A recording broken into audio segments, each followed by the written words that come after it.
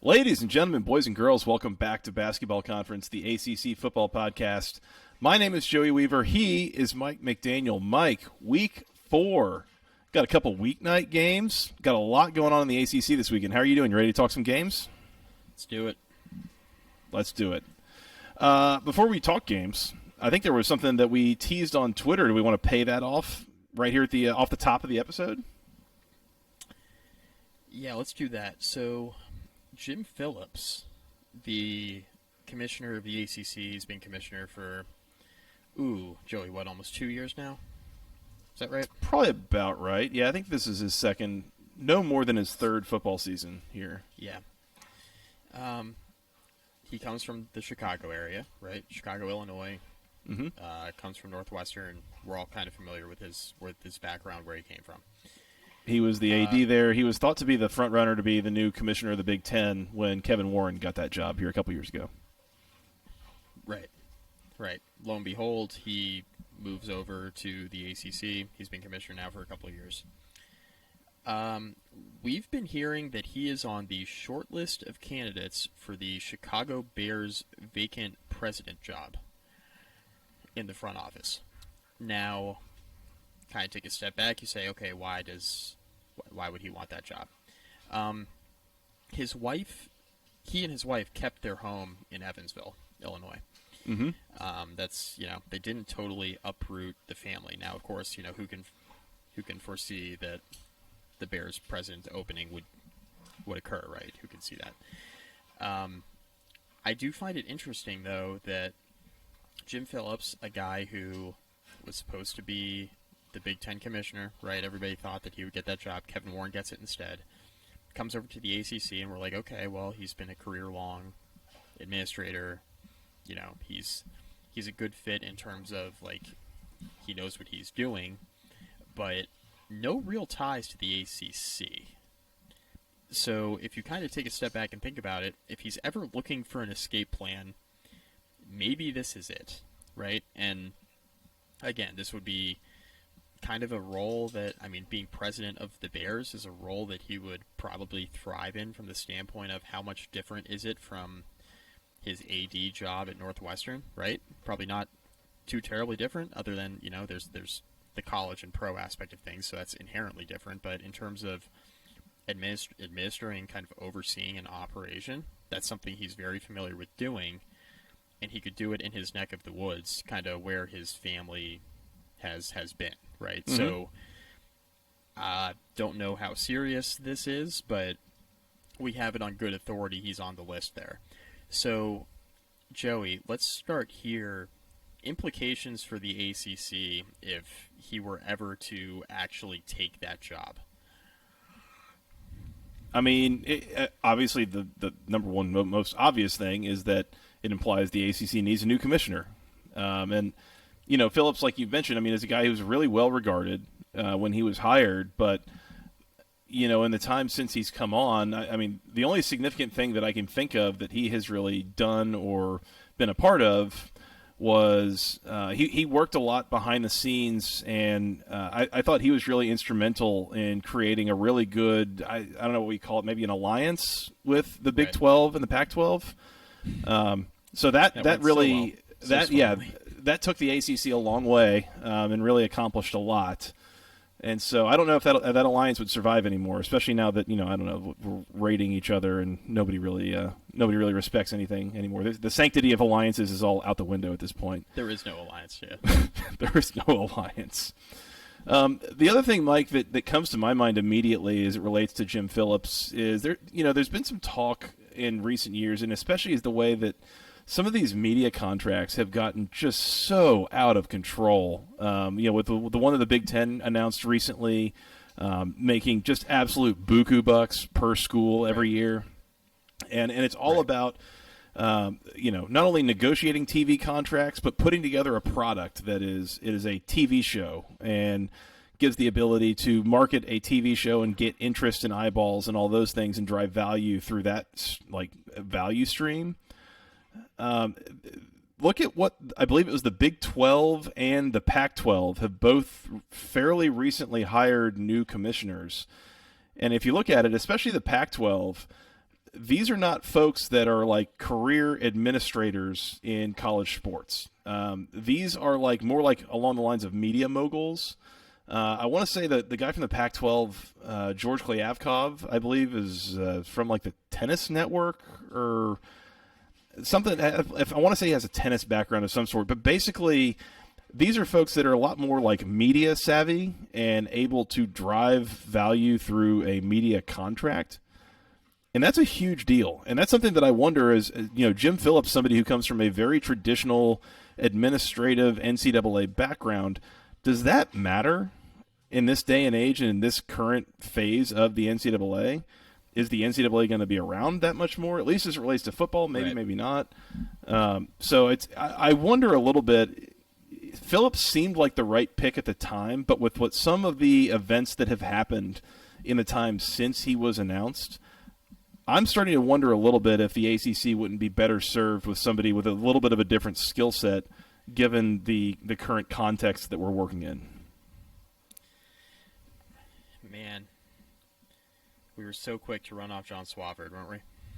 Not quick enough. We still got that friggin' JP, what's the Jefferson Pilot special every week. That's right. Anyways. What a mess. What a mess. Love this conference. Go ACC. I don't. To be totally transparent with you, Joey, like I have no idea what this means in regard to what the ACC would look like moving forward. I think it's obviously way too early to even consider that, but I mean, I think in an era that we're kind of moving towards with super conferences, with kind of the SEC and the Big Ten kind of being their own thing, and kind of poaching teams and just it's kind of every man for himself in the remainder of the conferences. The ACC, I think, needs a strong commissioner that is going to kind of stand up for the best interests of the conference, whether that's Jim Phillips or somebody else. So, there's a lot of uncertainty in the sport, obviously, and kind of where things are headed. But it will definitely be interesting to see if teams kind of continue moving to the SEC and the Big Ten, and then Jim Phillips says, yep, I'm out of here, and the ACC is kind of in this cloud of uncertainty to begin with, and then they have to hire another commissioner. Right. Like, what does that look like? What candidate are you going to get there? Like, does the candidate even want to be kind of embroiled in this? Like, do they want to step into an absolute mess where, like, teams are fleeing the conference or, coming in, going out? Like, what are they inheriting, right? So the timing of this, I think, is, really means everything, right? Does the SEC, because I think the SEC is the most logical conference in terms of starting to poach teams out of the ACC, just considering the teams who I think would be considered first to lead the conference, Clemson, Florida State, Miami, I think the three. And then I think there's the Virginia Techs, the NC States of the world, that would probably kind of be in that second group. But considering where Florida State's located, where Clemson's located, where Miami's located, those are SEC-type schools. And if they just decide they're going to start poaching some ACC schools and Jim Phillips leaves around the same time, who is stepping in to kind of usher the ACC into this new era, whatever that kind of portends? So very, very interesting here anyway to begin with, and thinking that Jim Phillips, when he was hired, was probably going to be commissioner for a long time. Still might be, right? Still might be, but the fact that he's being considered for a big-time NFL job, I think, is something that is interesting considering the timing and the realignment and everything else that's going on. Yeah. And I'll say this, too. I mean, we would be remiss if we didn't point out, like, we might be getting way ahead of ourselves here. Like, Mike, you have it on a good source that this is something that is in play, but it is not, from our understanding, it is not a done deal. No. This is not something that, is imminent, that is going to happen tomorrow, anything like that. So this could all be much ado about nothing. That's entirely possible. But in the case that it did happen, and it seems like it's at least on the table, a thing that could happen, yeah, I mean, it would be a big deal in one way or the other for the ACC, something that would have some definite implications. Yeah, no doubt about it. So more on that as we have it, if we have it, who knows? Never know what a good source might feed you, but That's business in the podcasting business, I suppose, as they say. That is true. Many people Joey, are saying. you know what? Give me a round of applause, right? I think I deleted that off the new soundboard, so Okay. I apologize. It's Fair gone. enough. It's gone. I also realized that I need to go work on uploading the lock sound. Don't know where that went. That's gone. So we'll work on that. We'll get to that before we really need to. I promise. Seems important. Slightly important. One of the top 5 sounds that we use the most on this podcast. So That's we'll see. We use that one slightly more than we use this one. Virginia's awesome. That's right. They are, Mike. Yeah. Thank I don't you. know about all that. Thank you for the reminder. Mike, you want to talk about some games? Let's do it. Week 4. Week 4. Not week 3. Not Week week 3. 4 Week in 4. the ACC. And I am excited, Mike. Do you know why I'm excited about this week? Because Clemson's playing Wake Forest. Because it's 1 week closer to Georgia Tech firing Jeff Collins. A. And Okay. B, it's also, we got 2 weeknight games this week. That is a treat. And Yeah. not only 2 games, but on separate nights, both Thursday and a Friday game. That's exciting to me. I like that. It's been a while since we've had that. Yes, agree. Two nights in a row, leading into Saturday. That's right. Let's start on Thursday night, Mike. At 7:30 on ESPN, your Virginia Tech Hokies are a 1.5-point underdog at home, taking on the West Virginia Mountaineers. Total is 50.5. It is the battle for the Black Diamond Trophy, if I'm not mistaken. Is that right, Mike? That is correct. That is correct. All right, good. Good start here. Good start. This is a game, Mike, West Virginia, we saw them a few weeks ago. They took on Pittsburgh, played a very back-and-forth, exciting game. I mean, West Virginia seems like they are a team that is flawed. They're still trying to get their feet under them, under Neil Brown. Surprised a little bit in a way that it's taken this long, but seems like they're still trying to pull it together a little bit. I will tell you, for my personal sake, and then I'll let you kind of go off on this game a little bit. Yep. I think I like West Virginia here as a small favorite on the road.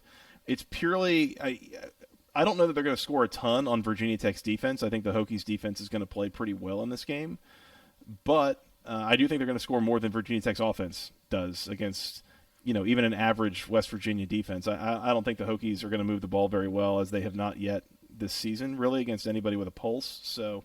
Yep. Give me West Virginia and give me under 50.5 in this game. I feel fairly confident on how this is going to go. What do you think? What do you think the best unit is on the field in this game? Probably Virginia Tech's linebackers, if not maybe call it the front 7. That's probably the most complete unit in the game.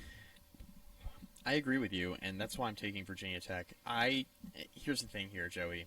I agree with you. Virginia Tech's offense has struggled, has not been very good, not been very consistent. Even against Wofford, kind of struggled to separate, pull away in the second half. We talked about all that. West Virginia's got some playmakers. C.J. Donaldson, really talented running back. Bryce Ford-Wheaton, good receiver. J.T. Daniels, pretty mediocre quarterback. That's my thought on it. Virginia Tech this is courtesy of Cover 3 that I listened to today. Another podcast. Virginia Tech is 24-10 at home on Thursday nights. This is a tough atmosphere for West Virginia to go into. Now, Virginia Tech in primetime games of late they have not played great. They also haven't played on Thursday night in a while, and Thursday night in Blacksburg is a little bit different. Mm-hmm. This is kind of the night that Virginia Tech always has kind of circled on the calendar. Historically, they would always get like an annual Thursday night game because they were a program with a lot of prestige and they were good. Virginia Tech hasn't been good in a while. And, now you get a home Thursday night game against West Virginia. It's a revenge spot from last year. I don't know how JT Daniels is going to perform in this environment. This is... we talked about the environments he's gone into before, right? He played in the SEC, but he also got replaced at quarterback in the SEC.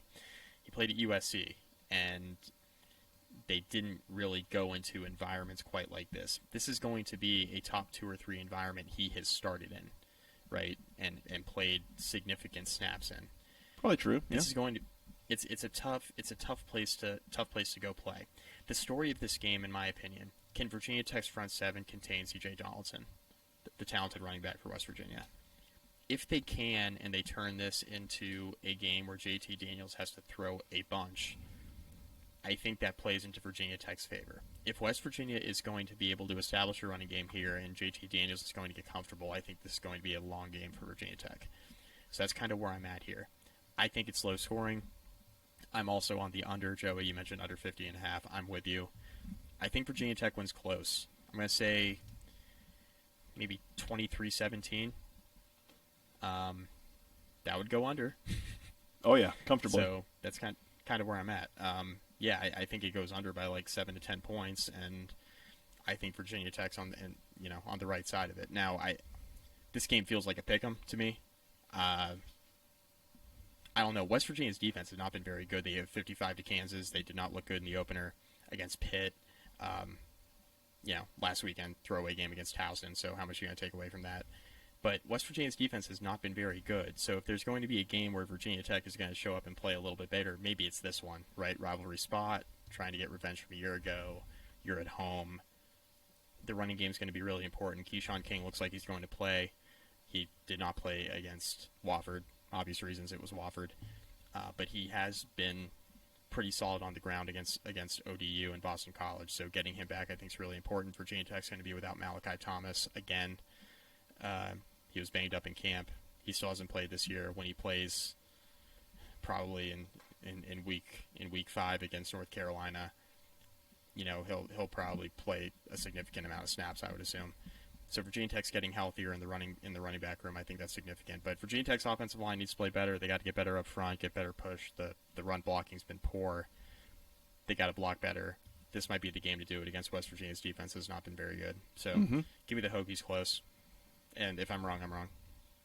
Mike, let me ask you this, and then we can move on. If you're handicapping Pittsburgh and Virginia Tech, who has the better offense? Pittsburgh. And who has the better defense? Maybe Virginia Tech.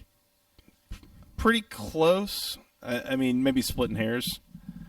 Right. And I guess I look at that, and I saw that game where West Virginia went on the road into a very hostile environment on a Thursday night, for what that's worth, just drawing parallels here, and was in position to win that game with like 5 minutes left, right? And so I think that's maybe the main point of kind of drawing comparisons again. I think I'm just of the opinion that over a 60-minute game, an offense like West Virginia's, they're going to be explosive enough.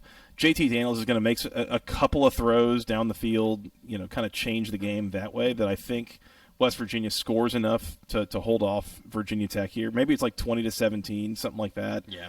I agree, very low scoring. I don't think either team is going to really run away with this. So 50.5, not a huge number, but I think it goes under that as well. Yep, I'm with you. Any locks? You good? I got the sound ready if you need it. I'm good. I'll pass. Hard pass. Pass. All right, fair enough. All right, definitely the under. West Virginia for me, Virginia Tech for Mike. Let's move on to Friday at 7 p.m. on ESPN.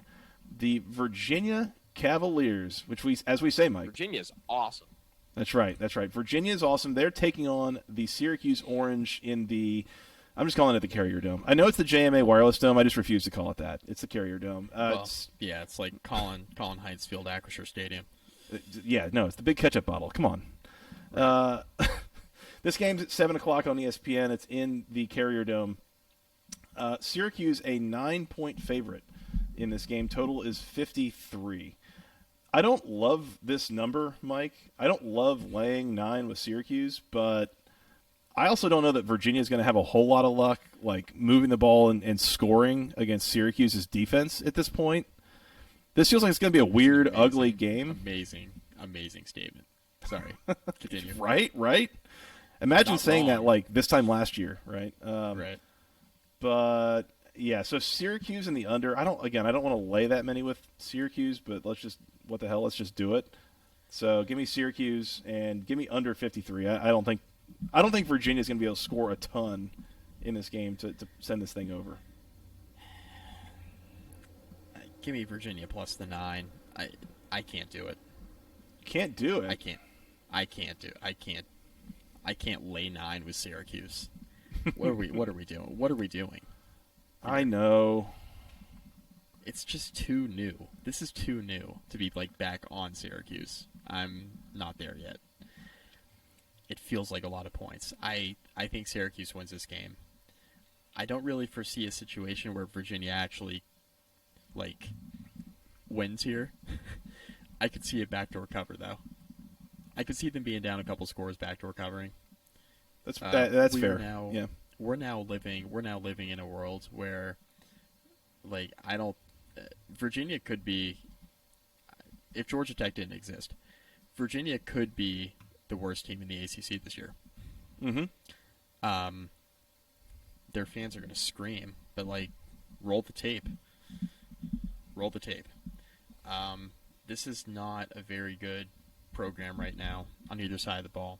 Thank God for Brennan Armstrong. Otherwise, this would be like a 2-10 year for UVA, in my opinion. It's like it's been that bad through 3 weeks. They've looked awful. I mean, it's honestly not far off from the Boston College situation where they basically had to replace their whole offensive line. It's almost like that's not a super easy, simple thing to do year over year. Right, and then imagine doing that and also replacing a coaching staff. So that's a lot. And I even so, laying 9 with Syracuse feels like a ton. That feels like a ton. So give me UVA plus a 9. I think we're in a backdoor cover situation here. I think Syracuse wins. I think it feels comfortable for most of the game, and UVA scores late to cover the spread. But Syracuse is better.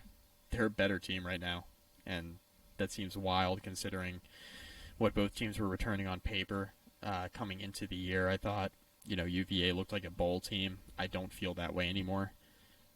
I feel like Syracuse could win like 7 games. They got a brutal schedule in the second half of the year, but I feel like they could almost like not only get to 5 or 6, but maybe get to 7 with the way the defense is playing and the way the offenses look. Garrett Schrader throwing the ball a little bit, completing like 70% of his passes. Like that's pretty good. Your mileage may vary. Okay. So, I don't know. One of the things I think about, and we keep highlighting week to week of the Syracuse offense is we're workshopping a name for my new advanced metric about Syracuse's offense. But the point is that it seems like I feel like we saw from Purdue, if your defense kind of knows what to look for and is committed to stopping it and is capable of it, like, you can cause some problems for Syracuse's offense, and Purdue did for a lot of the afternoon there last Saturday. My issue with that in this game is I'm not totally convinced that Virginia's defense is capable of causing those issues for Syracuse's offense. I don't think Virginia's defense is really all that good. I think they're still having some problems on that side of the ball. So even if they are starting to figure it out, I don't know what they're going to be able to do about it in a lot of cases. So. I think this is like an ugly, weird football game. I think maybe give me Syracuse like 31-17, something like that. I think it's, if anything, they maybe get into the low 30s, but I think it's also relatively low scoring here. I think Syracuse will keep it that way. So give me Syracuse in the under. UVA in the under. Syracuse outright. Unders, by the way, so far through 3 weeks, winning 66% of the time. I mean, that'll build you a couple homes. We've picked 27 games. We've had 18 of them go under the total. So when in doubt, just bet the under. That's right. All right. Under for both of us. Syracuse for me. Virginia for Mike. Mike, let's go to Saturday, shall we? Let's do it. Let's do it. Let's start at noon on ABC. This is probably the game of the week in the ACC. The number 5. Number 5. Clemson on the road in Winston-Salem going into the absolute snake pit known as Truist Field. Taking on the number 21 Wake Forest Steeman Deeks. Clemson a 7-point favorite on the road. Total is 55.5. Mike, trap game here. NC State coming up next week for Clemson, but they got to go take on Wake Forest. How we feeling? Sounds like Clemson's going to go out and get some exercise this weekend, doesn't it? Some fresh air. Some fresh air, some exercise. Joey, Clemson, lock it up. Oh. You better lock it up. You better lock it up. No, you lock it up. Lock it up. Lock it up. Lock it up. Please. Joey, we've seen this movie before, haven't we? What, Wedding Crashers or? Well, yes, several times. My favorite movie. My favorite movie, in fact. We've seen this movie before in regard to Clemson and Wake Forest. Wake Forest offense, they're high-powered until they play a real defense. Clemson's front just has athletes that Wake Forest's front offensively does not have. This Clemson front seven gave Wake Forest offensive line a ton of problems last year. A ton of problems, right? And Clemson's returning the entirety of that unit. And guys like Brian Bresee at full health, and this is... Are we absolutely sure? I know Clemson's only a 7-point favorite on the road. Are we absolutely sure Wake Forest is going to be able to block Clemson up front? I'm not. I'm not. And that's kind of where I'm at here. Like, I'm not sure Wake Forest is going to have a really good time trying to move the ball in this game. And again, Sam Hartman, really good quarterback. They got a bunch of really good receivers. I'm not sure how much time he's going to have to throw. I'm not sure they're going to be able to run the ball really at all. And Joey, you brought this up before we hit record, and I'm sure you'll kind of expand on this here in a moment. Wake Forest could not run the ball on Liberty. They're not running on Clemson. So we're going to turn this into a 55-pass Sam Hartman game with that offensive line going up against Clemson's front seven. You know, you can have that if you'd like. I will pass on that.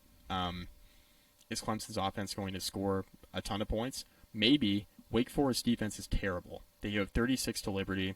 Admittedly, a Liberty team that offensively maybe a little bit better than I thought coming into the year, especially with Charlie Brewer getting hurt and, you know, K-Don, whatever his name is, coming in and playing well over the weekend.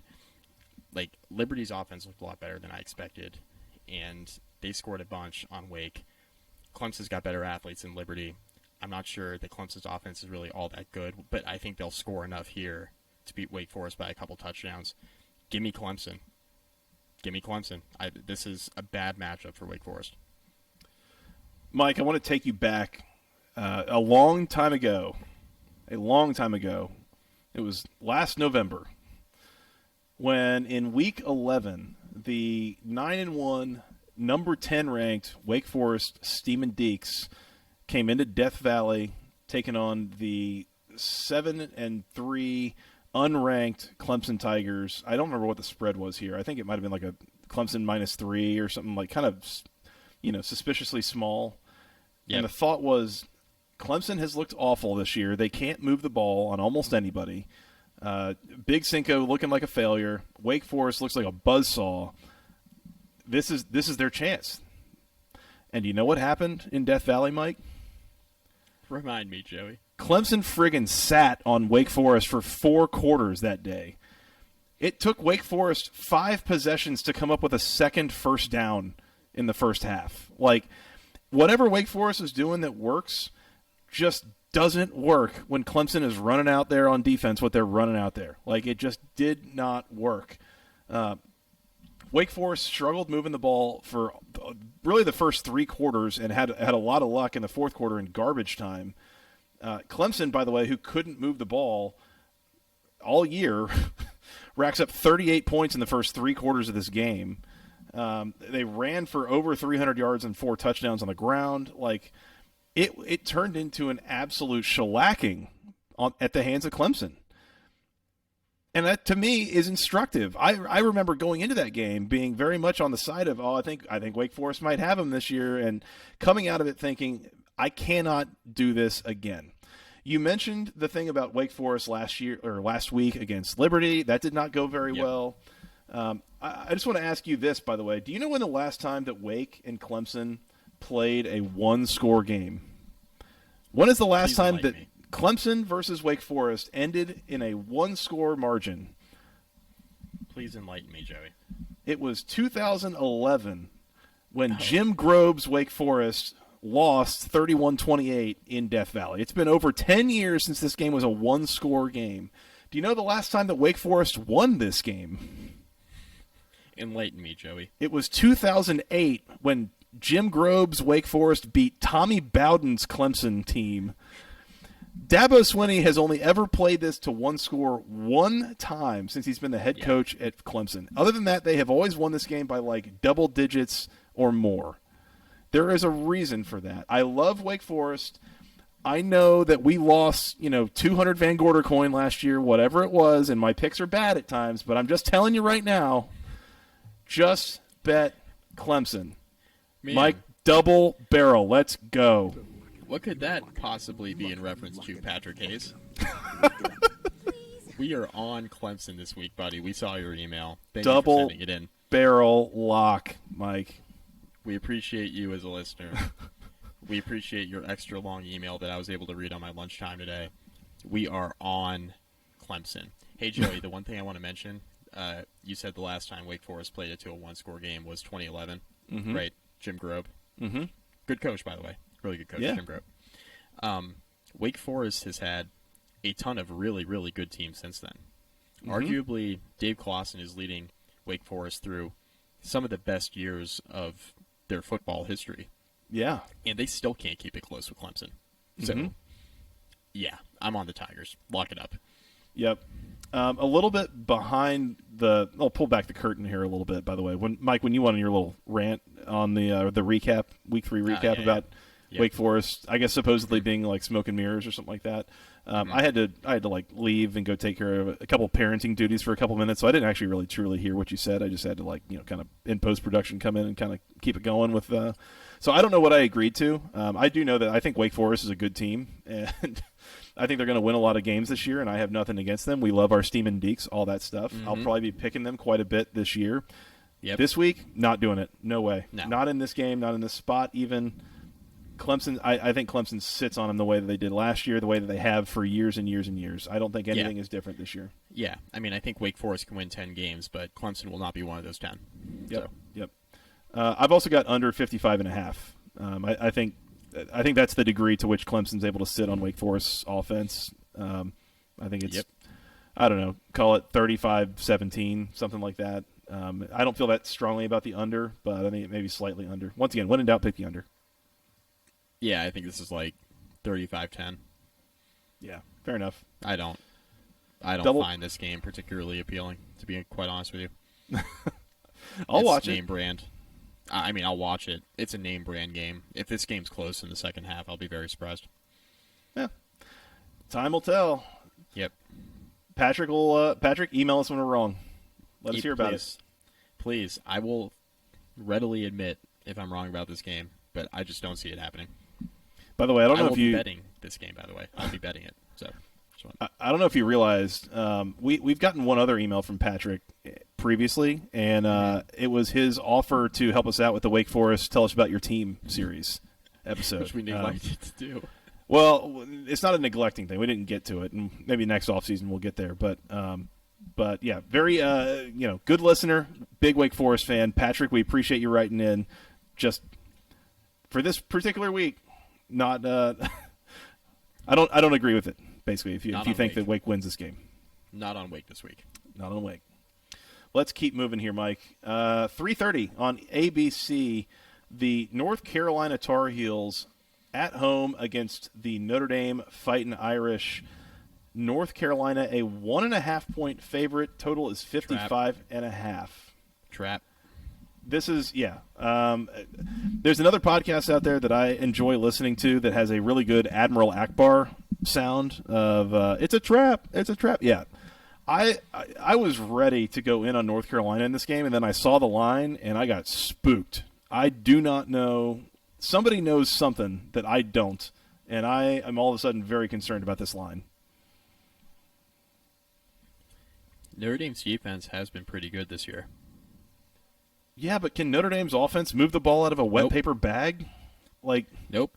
But like I said with Virginia Tech a couple minutes ago, if there's any week to do it, it's against North Carolina. I feel like this is a little bit of like a correlated parlay situation. If you like Notre Dame to win this game, you're taking the under. Mm-hmm. If you like North Carolina, you're probably taking the over. Yes. I don't see a situation where North Carolina wins this game by like 40. So if they're going to win, this is going to get into like both teams scoring 30 plus. I feel like. Here's the thing, though, and I don't disagree with you about the correlated parlay. I think it's a smart take most of the time. Here's the thing, though. I think this game's going to get weird. Very possible. I agree with everything you said, but I think it's going to get weird. We don't bet unders in North Carolina games, Joey. That's not something, as a podcast, we're going to do this year, okay? So Valid point. I decided that for you. We're not doing that this year. We're not betting Carolina unders. We're not doing it. Official basketball conference doctrine. It is it's Don't more of a bet legality. the under in a UNC game. Right. Yeah. It's like when you put on like those old Disney movies when you were younger and they had like the FBI warning about copyright infringement. That's kind of like what we're dealing with here. Like if you bet the under on North Carolina, you're going to be put in prison. Like we're betting overs on Carolina games. You wouldn't download a car. Who would who in their right mind would ever pirate video? That's weird. Okay. Anyway, I'm on Notre Dame. Notre Dame in the over. I think it's going to get weird. Carolina's defense is terrible. Notre Dame, I think, figures it out offensively. I don't know. Give me Notre Dame. I don't trust North. Why would I trust North Carolina? Not that I trust Notre Dame either, but why would I trust North Carolina? I mean, on the basis of what exactly? They're the worst 3-0 team in the country. On the basis of what? They should have lost twice already. Notre Dame's offense has looked awful. They're ass, Joey. They're terrible. Their offense is awful. There's no disputing this year. I kind of can't figure out how they scored 24 points last weekend against a pretty good Cal defense. That doesn't make sense to me. But it's like you go up against. We agree. Yeah, you go up against Marshall. You come up with 21 points, and I think some of that was in garbage time. Basically at the end of the game. I mean, it's like yeah. One touchdown was late. No Tyler Buckner, so the whole thing goes through Drew Pine. Like, I don't know, man. Certainly, if we're picking who's got the better quarterback, I mean, give me Drake May by a mile. Drake May is a better quarterback than Tyler Buckner. Yeah, for sure. He's better than Buckner. Buckner was unimpressive. He was not very good against Ohio State, but everybody threw it away because it's Ohio State. And then he came out against Marshall and played pretty poorly for like 2.5 quarters before he got hurt. Or 3.5, whatever it was, whenever he got hurt. Late third, late fourth. Yeah. I don't know. I stay away from this. I mean, bet the over, though. Yeah. I would not recommend. I don't know, man. I am so spooked by this. Give me North Carolina. I think they're gonna be motivated, obviously, to try to get their win back from 2 years ago when Notre Dame came into Chapel Hill late in the year and got that win. And beat that ass. They did on their way to getting that ass beat by Clemson in the ACC championship game. Yeah, Notre Dame played for the ACC championship. 2020 was a weird time. Time. Yeah, I don't know. Only 1.5, I guess. Give me North Carolina, and like you said, I think the over. But this is going to be a weird game, man. I'm not interested in actually putting any American Van Gorder coin on this game, so I'll just pass. Andy in the over. And I'll watch it. I will watch this. Mm-hmm. I'll be locked. I'm locked into this. Mm-hmm. So, all right. Over for both of us. North Carolina for me, Notre Dame for Mike. Let's keep moving here, Mike. The other actual low-key game of the week, maybe across the country, should have had College Game Day at noon on Fox Sports 1. Our Duke Blue Devils on the road in Lawrence taking on the Kansas Jayhawks. Kansas a 7.5-point favorite. Total is 66.5. Once again, this should have been probably College Game Day. I think these two teams are a combined 6-0 right now. Yeah. That's correct. Duke and Kansas have played 6 games and have not lost any of them this year. That is astounding and really just does not jive with anybody's expectations this year. I thought Duke was going to be, considerably the worst team in the ACC. Not the case. No, not the case. Joey, in another one of those weird games where, Kansas minus 7.5, are we sure we're going to bet Kansas Jayhawks football favored by a touchdown in a Power 5 game. Are we doing that? Touchdown and the hook? In a Power 5 game we're doing that? I hear you. I hear Are we you. sure? I kind of, actually. Like, Kansas actually looks pretty decent against some, I think what we think is decidedly good competition so far this year. Duke looks good against what might be sneaky garbage competition. Temple, not so sneaky garbage, just regular garbage. Northwestern beat Nebraska. That was great, and then turns around and lost considerably. What was it, to Southern Illinois or whatever FCS team last week? God, man. Yeah, I don't know. Maybe they let Duke beat them Illinois, twice. Which it was Southern Illinois, yeah. Southern Illinois. There you go. So, I don't know. I'm leaning with Kansas here. I think Kansas can win this game by 10 points. Really? I think it turns into a little bit of a shootout. I like Kansas in the over here, I believe. I like Duke in the over. I actually like Kansas to win outright, but I like Duke to cover 7.5. So give me Kansas to win, Duke to cover 7.5. I am not betting Kansas as a 7.5 point favorite in a Power 5 game. I'm not doing it. Like, I hear see you. a little bit more first. Can't do it. Won't do it. I hear you. I mean, Love Lance Leipold, by the way. Love him. But let's play this out a little bit. either of these teams being favored by more than a touchdown against each other, it's like no.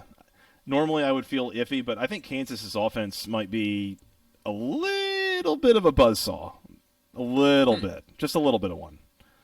So it's like that's where I think with the over. Can't wait to watch that buzzsaw in Big 12 competition. That'll be something. I mean, I would say how many great defenses are there in the Big 12, but that's a little bit of an aged take. I think there might be plenty. It is a little bit. Imagine Kansas going up against like Oklahoma State's pretty good defense. Like, what's that going to look like? Yeah, I don't know. Well, and without Jim Knowles there. Without Jim Knowles, first-year defensive coordinator there now, like, what's that going to look like?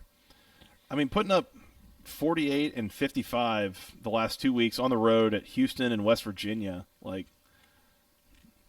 I mean, neither of those teams has the 85 Bears on defense, but I would agree.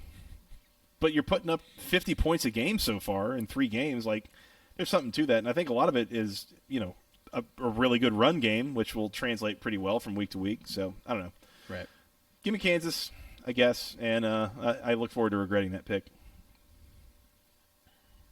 You're a sick bastard. I mean, we knew that.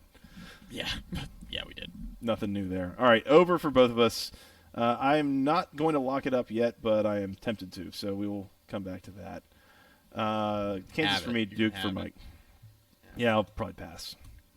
Mike, this next game is brought to you by Section103.com and is the Internet's premier place for purchasing all sorts of wonderful Georgia Tech apparel. They've got T-shirts, sweatshirts, hoodies, something for the whole family, men, women, and children. All the official word marks. They've got shirts with in the official Tech gold.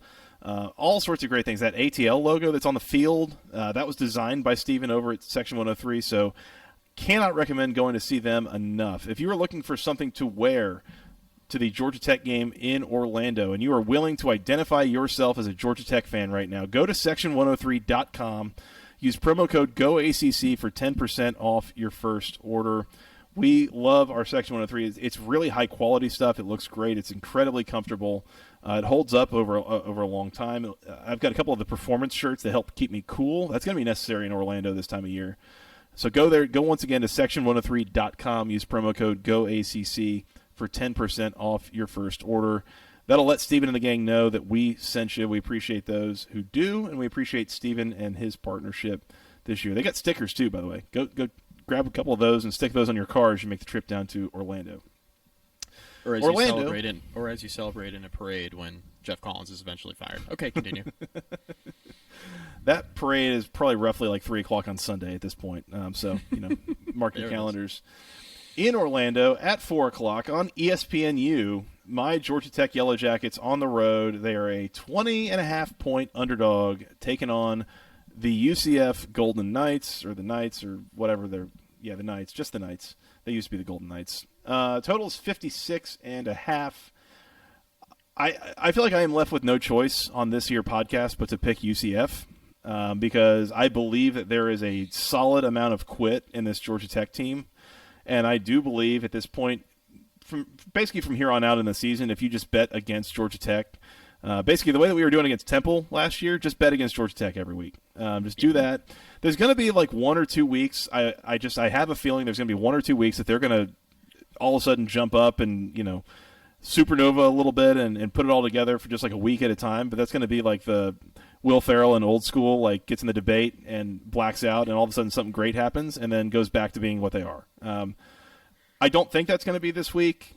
It might be, but if it is, then chances are next week we'll be back to business as usual. So just bet against Georgia Tech, lay the 3 touchdowns. UCF wins this game pretty comfortably. I don't think Georgia Tech cares, and I think they're quitting on Jeff Collins. I think he'll be fired soon, and it'll all be over. Just shh, don't worry. The whole supernova for 1 week and then going back to normal and actually being pretty bad. That's the Justin Fuente Virginia Tech model, Joey. That's what that is. Particularly week 1, it seems like. I was going to say, couldn't say much that was good about Justin Fuente and his staff, but they could advance scout for week 1. I will say that. Justin Fuente never lost an opener in Blacksburg. Mm-hmm.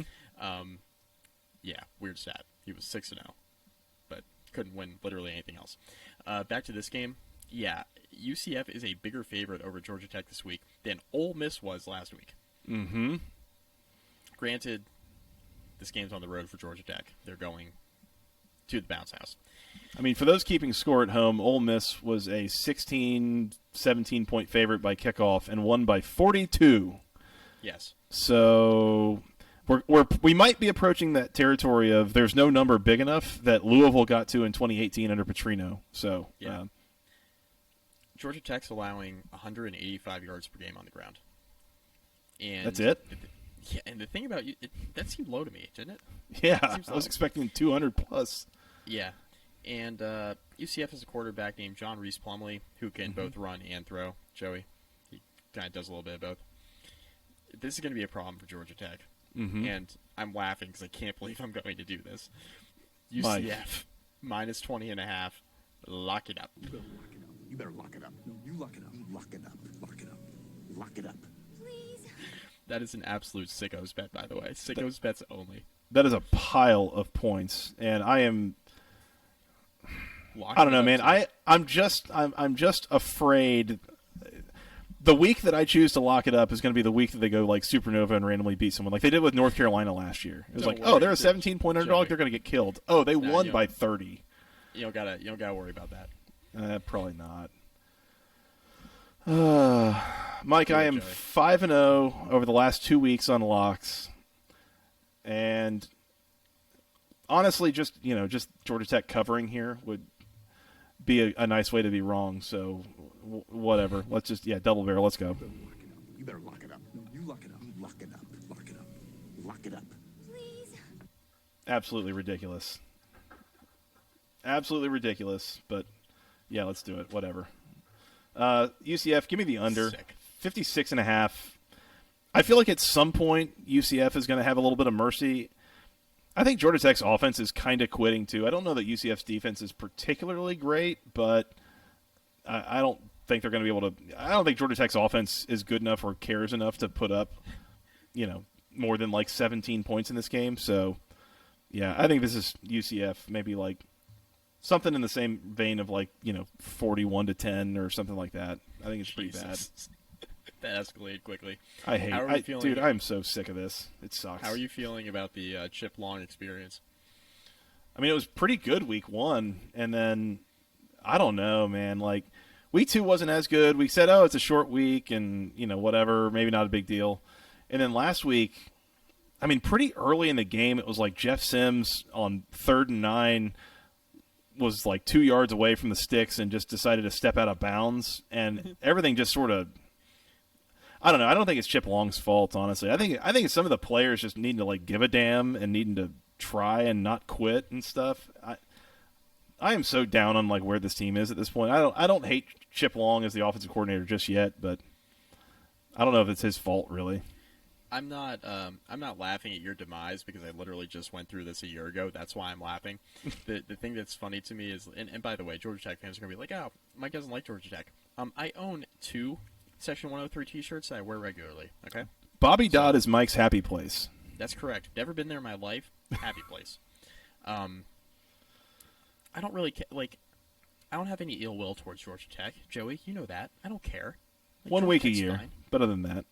1 week a year. Yeah, 1 week a year, and it's only for podcast pride. If Virginia Tech loses that game, I'm not going to pull my hair out. It'll be fine. Everything's fine. I'm laughing because I literally just went through this a year ago, and I'm like watching it happen as an outsider, pretty much how you got to watch it with me. It's hilarious. Mm-hmm. It's hilarious. I mean, it sucks in the moment, but it's funny later. I promise. I mean, are we saying that Chip Long is not doing a good job? Like he's screwing over this offense? Well, I mean, he's walking into a near impossible situation. Like the best player on the offense transferred out. Yeah. Like Jahmyr Gibbs is now playing running back at Alabama, and he was the best player on the offense last year for a couple of years actually. So, I mean, what's he walking into? He's walking into Jeff Sims and a pile of spare parts. Yeah. I mean, I think at least quarterback, running back wise, the talent is there. It's a development question and a deployment question. I think receiver Nate McCollum has been pretty good. Like, there's stuff there. The offensive line continues to be kind of a disappointment. Like, and some of the stuff with like the blocked punts. We've got 3 blocked punts so far this year from Georgia Tech. Like, it's just basic protection stuff. Like last week, they said Jeff Sims was sacked 7 times. I would bet no less than 3 of them did the guy who came in and sacked him came in untouched. Yeah. Like, just totally untouched. And it's like, how does this keep happening? Is it a Sims problem? Is it a Brent Key offensive line problem? Like, I don't know, but it's not just an anomaly that happens once or twice. It's, like, repeatedly happening for years. So, I don't know. Whatever. Right. It does seem like a coaching problem. You want under 56.5 or over? I do. Yeah, I'll take the under. All right. I'm thinking like 27 to 6. Yeah. That's a cover by half point. That would be just a disgusting Saturday afternoon, I feel like. 27 it's like watching to 6. that's, I mean, 27-7 was Virginia Tech Wofford, so that's pretty much how my Saturday went last week. I mean, you got that done. You had time for 27 holes after that. Yeah, a couple beers. You can have, you can pregame happy hour. There you go. There were a lot of things that could happen. Exactly. All right. Both of us have locked up UCF, and we also have the under. So just do that with Georgia Tech. Once again, that preview brought to you by Section103.com. Section 103's products way better than anything Georgia Tech is putting out there on the field right now. Just go buy shirts and sweatshirts from them. They're good for you. Yeah, the best thing with Georgia Tech's their logo. That's about it. Well, thank you. 8 o'clock on the ACC network. The Boston College Eagles on the road in Tallahassee taking on the Florida State Seminoles. Florida State is a 17.5-point favorite at home. Total is 48.5. Speaking of which, Mike, 48.5, give me the under. And You better lock it up. No, you lock it up. You lock it up. Lock it up. Lock it up. I kind of think Florida State runs away with this game. I think it's a low-scoring. I don't know that Boston College is going to score more than. I will be surprised if they score more than 10 points in this game. Yeah, but I think that Boston College's defense also pretty good. Might give Florida State's offense some problems. Didn't give Virginia Tech problems. I mean, it's not like Virginia Tech lit up the scoreboard in that game either. I'm just saying, whose offense you taking? Florida State's or Virginia Tech's, buddy? Florida State, 100%. That's right. That's right. Just saying. I feel like Florida State has basically got to score almost all of this by themselves if this is going to go over. Yes, I agree. So give me the under, and I'm locking that up. I'm on the under as well. I like Florida State. Jordan Travis has been practicing this week, so good sign. Good sign for Florida State. They don't need him this week, by the way. Like, BC's terrible. I'm fading BC. Yeah. 17.5's a lot. Give me Florida State. I think they win comfortably at home, and give me the under. No real strong opinions here other than BC's terrible, and I don't think Florida State has much of a chance here. I think Trayshawn Ward's too much of a problem in the backfield. Low-key been, I mean, you can't name 2 better running backs in the conference so far this year. Like, he's been really, really good. He might be the best running back in the ACC. So that's going to be tough for BC, I think. Not going to go well. This is also Florida State's, proper home opener, other than that game in Week 0 against Duquesne. Yeah, So there's a weather delay for like 2.5 hours. yeah, the Noles coming home playing this game, conference game at 3-0, first real home game of the year. I'm kind of tempted to lock up the Noles here too. I don't think that Boston College is going to score. Like Florida State can win this game 31-10 and cover and get the under. Joey, if if you lay 17.5 with Florida State and 20.5 with UCF and lock both of those up, that would be a sickos committee special. On this podcast, right? It's like I thought I was better than that, but apparently not. You know what, Joey? I had a thought. Oh? Florida State, my 17.5. Lock it up, baby. You lock it up. You lock it up. Lock it up. Lock it up. Mike, you're a bad I'm influence. with you. I'm with you. I'm with you. All right, what the hell? Let's do it. Let's do it. Okay, You better good. lock it up. Perfect. You lock it up. Lock it up. Lock it up. This is Lock it gross. up. Can't believe we're doing this. I am now at 4 locks, and the last two I've laid a combined 38 points. What could possibly go wrong? You now have you have more locks now than me, right? Yeah, that's 3 for you, 4 for me. God. Okay, we're locking up everything tonight. Mm-hmm. Yeah, I looked at that record, 5-0 the last 2 weeks. I'm like feeling myself over here. Yeah, It's going that's well. right. Spray the board. Yeah. See, you're Take gonna that, leave Patrick. leave the under just there. You're not gonna lock that up. Yeah, I'm not touching the under. You can have that, buddy. That's fine. Be a coward. It's all right. That's okay. Oh, be a coward. Yeah. Well, Patrick Hayes, man, we turn our 300 Vanguard coin into 700 Vanguard coin, baby. Here we go. I'm looking forward to like a 38-10 game where I'm sweating at 48.5, getting the under. We'll see how that goes. That's like sweating out a 4 touchdown spread on the total. I love Yeah, it. right. Exactly. So Florida State and the under for the both of us. We both have Florida State locked, and I have the under locked, and I'm going to regret everything. It'll be fine. What are we doing? It'll be fine, Mike. I swear. Let's go to noon on ESPN 3. Is this the Jefferson Pilot special game, or no? That's NC State Yukon later on. Don't worry about it. We'll get there. God, gross. Noon on ESPN 3. The Louisville Cardinals hosting the University of South Florida Bulls. Louisville is a 14.5-point favorite. Total is 64. Give me Louisville. I think this is a bit of a net crack. Like, let's exercise a couple of demons games. I don't think USF is going to be able to hang for 4 quarters. I think Louisville can kind of run this thing up in the second half a little bit. Give me South Florida. I'm on the other side of that. Oh, Give okay. me South Florida. They looked pretty good against Florida. They look competent. Can they do it 2 weeks in a row? That's a big question. Louisville's like so goddamn inconsistent. Like Incredibly, yes. and that's why I have trouble sitting here watching him lay 2 touchdowns against a team that I just watched go into the swamp and look competent. Now again, is this a letdown spot for South Florida? Absolutely, absolutely it is. 1,000% a letdown spot, but it's a lot of points for a Louisville team that's as inconsistent as they are, and for a South Florida team that I just watched a decent amount of last weekend play pretty well. So, I mean, Jeff Scott is screwed there because it's a really tough job. He's screwed. He'll probably be the offensive coordinator at Clemson soon, so good for them. Lucky for their fans. They'll get to watch real offense again soon. But this is I don't see it with Louisville. Maybe I'm wrong. Maybe they do win by like 3 or 4 scores. I come out looking like a total idiot. But yeah, give me USF. It's recency bias though, Joey. Yeah. I don't know. There's a little bit of a letdown factor for me with South Florida of like you came that close and not just anywhere, but that's the team from Tampa and a lot of guys from Florida going into the swamp and almost getting it done. Like now you got to go back on the road up to Louisville and a spread of 14 in the hook. Just I don't know. I'm not going to lock it up because I can't trust Louisville at this point. That's for sure. But give me the over. Total 64. I think this is a bit of a higher scoring thing. I don't know how much Louisville's defense is going to add, but I think they are going to score a decent amount. So give me Louisville something like, I don't know, 45-28. That gets us there, right?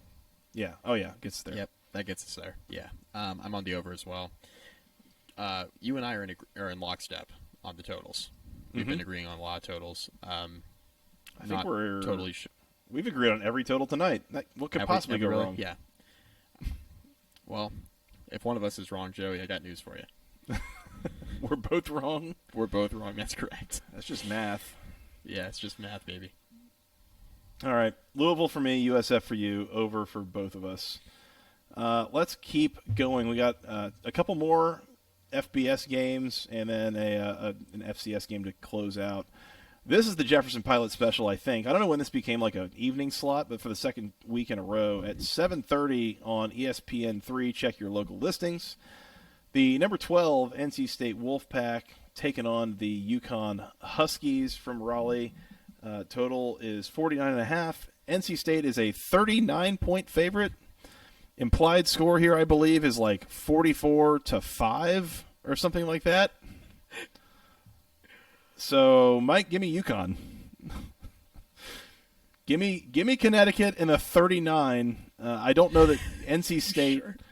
I don't know that NC State is going to run this thing up. I think especially with the Clemson game coming up next week for the Wolfpack, this is a get to the middle of the third quarter, absolutely pack it in, put the backups in, just run the clock out, get everybody out of here healthy. Let's go play in Death Valley next week. So I don't think NC State's going to try to run this thing up. So give me UConn in the 39, but NC State, I don't know, like 34-6. Sure. Just because they don't try to run it up doesn't mean they won't run it up. Oh yeah, it won't take much if they want to. Those are two different things. Give me NC State. Woof. NC State minus 39. Give me NC State like 48-6. Speaking of sicko stuff, laying 39. I'm laying 30. I mean, I'm not betting it, but I'm laying 30. Should I bet it? You want to bet it? Oh no. No, you don't want to bet. You don't want to bet 5.5 touchdown spreads. I don't need that in my Saturday night, Mike. Are you sure? I mean, I don't know. Saturday during the day go like. We'll see how the rest of the day goes. I don't know. Maybe we'll get there. Look, listen, Joey. You're a parent of a newborn, as am I. If your kid has been screaming all day and you're just looking for something to kind of like sit back and relax and have a drink while watching, just bet the game. A little low blood pressure. Watch NC State try to cover nearly 6 scores at home against Yukon. Because nothing comforts a crying baby quite like Yukon keeping it within 39 on Saturday night. Hair of the dog, so to speak. Yeah. You said the under as well? I said 48-6. What's the total? 49.5. So over. That would put it over. Can I revise my score prediction, please? Sure. Okay. 42-6. Oh, that doesn't get you across the spread. 45-3. There you go. That'll do it. Which is not too far off the implied score of 44-5. That has got to be about the closest that I have ever seen a spread and total in the context of this podcast. Show me the 5. How do you get to 5? A 39. Well, Iowa figured that out in week 1. I was going to to say, I mean, they found new and creative ways to get to 7. So how do you get to 5? 2 safeties and a field goal is 39-point favorite, total 49.5. Goodness. Two safeties and a field goal. That is Midwest football porn, if I've ever seen it. Yeah, no kidding. Big Ten What's West. better Baby. than this? Guys being dudes. What was that? Where did that come from? Hey, Steve Adazio, talking about guys being dudes. Anyways, all right. At 3:30 on the ACC network, last one, the number 25 Miami Hurricanes taking on the Middle Tennessee State Blue Raiders. Miami, a 26.5-point home favorite. Total is 52.5. If you want to make me, I will do the math on what the implied score here is, but it's probably a lot to a little. I don't know. Whatever. I guess Miami. Give me Miami. And I guess after the Southern Miss situation a couple weeks ago, give me the under. I think Mario Cristobal is trying to play unders. Like, he is not trying to play a high-scoring brand of football down there in South Florida. I mean, the one thing I will say is that if the game gets tight and we're getting into a coach-off on game management, Joey, give me Rick Stockstill. Oh, man, there are not a lot of guys out there that you would say, give me Rick Stockstill over this other guy. Wow. I mean, okay. Rick Stockstill just got a contract extension. It's only because he had a trigger in his contract every year he gets he gets a contract extension. Hey, how many contract extensions has Mario Cristobal gotten so far, huh? Rick Stockstill's gotten a bunch. That's true. I mean, prove your worth, right? Who's the better coach, man? I'm just telling you. I mean, would you rather coach football in Miami, Florida, or Murfreesboro, Tennessee? I'm going to go with Miami, Florida. I mean, if you have to ask, you already know. That's true. I was joking about the game management coach off. I don't think Cristobal is that bad. It's just funny. It's funnier this way. What about the nepotistic hire off? Kirk Ferentz, 10 out of 10, baby. Every damn time. Rick Stockstill, 7 out of 10. Pretty good. Pretty good. Yeah, I mean, if we're getting into a nepotism higher power rankings, I'm going to go with Iowa and then the field after that. There you go. I think Alex Mirabal was old-time buddy with Miami, with Mario Cristobal from Miami. So maybe I don't know. What is the college football coaching circle if not a bunch of nepotism? Miami the under for the both of us, if I'm hearing that right, Mike? Yeah, Miami the under. Oh, by the way, you can argue nepotism with Justin Fuente keeping Brad Cornelson for as long as he did. You can argue nepotism there too. You know. Brad Cornelson must have had some pictures of Justin Fuente from the Christmas party or something like that going on. But there is just no explanation. There is none. Last one, Mike. Noon on the ACC network. The number 24 Pitt Panthers taking on the Rhode Island Rams. Did not know that the Rams was the mascot for Rhode Island. I don't know that we really have a spread here. So I guess the question here for me is, Pitt's health and quarterback situation. I don't know when we were going to expect Keaton Slovis to play again. I don't know when we expect Nick Patty to play again. Old Saint Nick. It might just be not Joe Yellen, the Nate Yarnell show yet again, which really just means it's the Izzy Abanaconda and Vincent Davis show at running back for Pitt, which it always kind of was to begin with, but it especially is now. The Nate Yarnell show is we've reached some sick depths on this podcast. We're talking about the Nate Yarnell show against Rhode Island. What are we doing? I look forward to that video next week where Nate Yarnell gets a scholarship at practice.